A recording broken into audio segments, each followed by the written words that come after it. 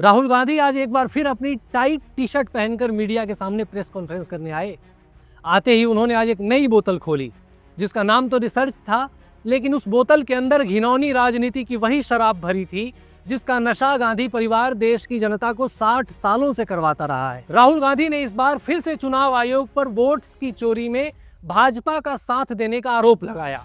इस बार राहुल गांधी ने अपनी तथाकथित रिसर्च के साथ कुछ डेटा भी शेयर किया। इस वीडियो में हम आपको बताएंगे कि राहुल गांधी द्वारा दिया गया डेटा क्यों बेकार है। महाराष्ट्र चुनाव के बाद से ही वोटर्स की संख्या में धांधली का कांग्रेस का जो आरोप था वो गलत साबित हो गया। इसके बाद राहुल गांधी ने रिसर्च शुरू की।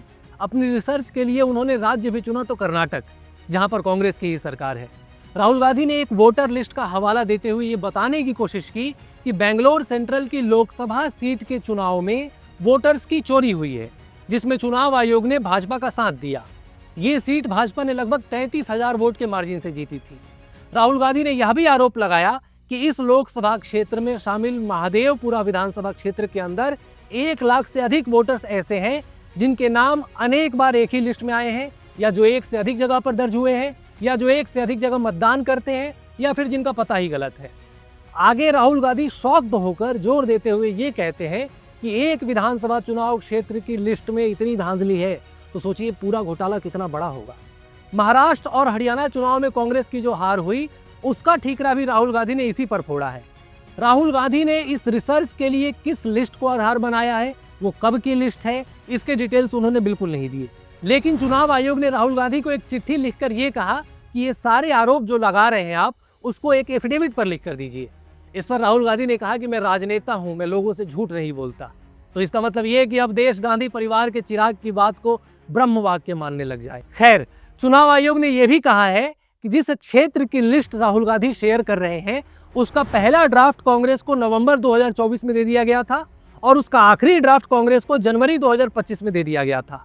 फिर भी कांग्रेस पार्टी ने 7 महीनों से इस पर कोई आपत्ति क्यों नहीं दर्ज की, ये सिर्फ राहुल गांधी ही बता पाएंगे। कांग्रेस के युवराज का यह दावा है कि उन्हें पहला शक तो महाराष्ट्र विधानसभा चुनाव के नतीजों के बाद ही होने लगा था। इसके बाद उन्होंने एक आर्टिकल भी लिखा था जिसके आर्गुमेंट्स की पॉइंट बाई पॉइंट धज्जियां ऑफ इंडिया ने तभी उड़ाई थी। राहुल गांधी ने अपने उस आर्टिकल में लोकसभा चुनाव और महाराष्ट्र विधानसभा चुनाव के बीच में राज्य में लाखों नए मतदाताओं के पंजीकरण की बात कही और ये भी कहा कि इनमें से ज्यादातर भाजपा को वोट कर रहे थे। अब इसको थोड़ा सा समझने की जरूरत है।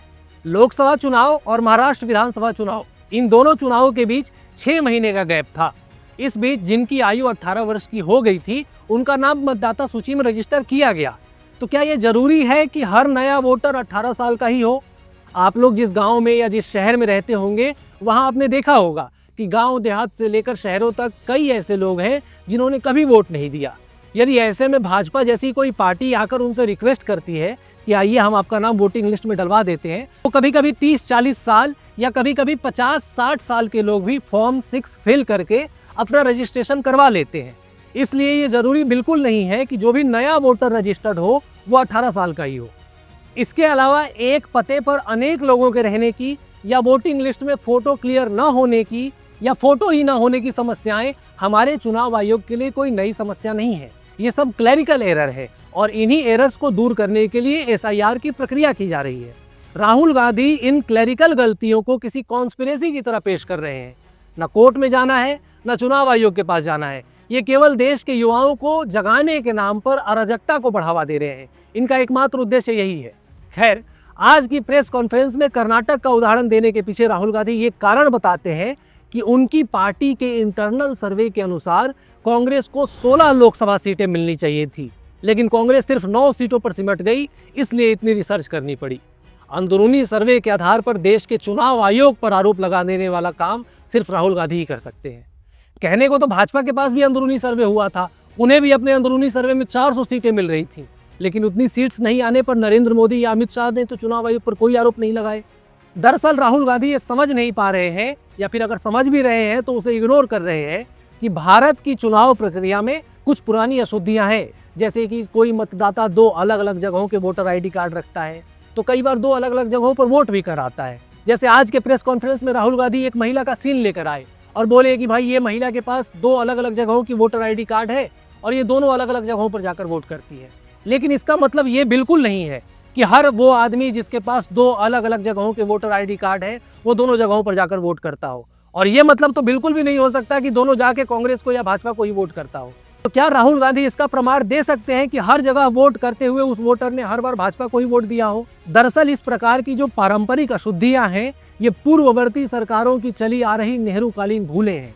इन्हीं भूलों को सुधारने के लिए चुनाव आयोग ने एसआईआर प्रक्रिया को चलाया है और अब इसी एसआईआर के खिलाफ तमाम विपक्षी दल एकजुट हो रखे हैं। राहुल गांधी न तो एसआईआर को सपोर्ट कर रहे हैं और न ही चुनाव आयोग के पास किसी खामी को लेकर अप्रोच कर रहे हैं। राहुल गांधी बस आरोप प्रत्यारोप करने में लगे हुए हैं, जिसका सिर्फ एक ही अर्थ निकलता है कि पूरा विपक्ष नहीं चाहता कि चुनाव प्रणाली की अशुद्धियां खत्म हो। खैर, बिहार के एसआईआर पर बवाल मचाने से शुरू हुआ यह सियासी खेल अब अलग रंग पकड़ चुका है और अपनी ताजा रिसर्च के साथ बासी आरोप लगाने वाले राहुल गांधी दिन ब दिन हास्यास्पद और अराजकतावादी बनते जा रहे हैं। शायद बिहार चुनाव आने तक वे कोई और रिसर्च साझा कर देंगे और कांग्रेस पार्टी ट्रंप की तरह राहुल गांधी के लिए नोबेल जैसे किसी पुरस्कार की मांग करने लगेगी। सीआर बताता रहेगा कि मैं शेर हूं, लेकिन भारतीय मतदाताओं को इस सीआर के रंग पहचान कर इसे बार बार बेनकाब करते रहना चाहिए।